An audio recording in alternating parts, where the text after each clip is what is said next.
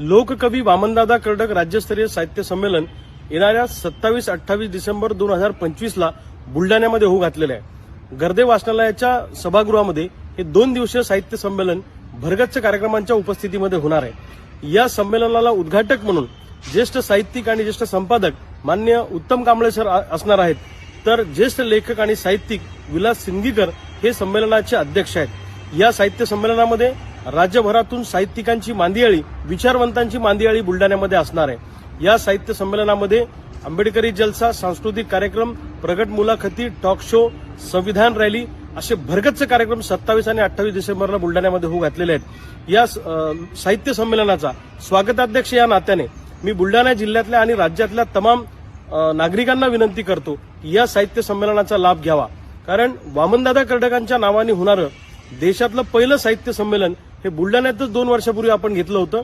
तेव्हाही मी स्वागताध्यक्ष होतो, नागराज मंजुळेंच्या हातून उद्घाटन केलं होतं आणि आता देशातलं वामनदादांच्या नावाने होणारं दुसरं साहित्य संमेलन हे सुद्धा बुलढाण्यामध्ये होतंय। ही आपल्यासाठी अत्यंत आनंदाची बाब आहे। मी तमाम सगळ्या नागरिकांना विनंती करतो, साहित्यप्रेमींना विनंती करतो की 27-28 डिसेंबरला मोठ्या संख्येने या साहित्य संमेलनामध्ये सहभागी व्हा आणि या सगळ्या कार्यक्रमांचा आनंद घ्या।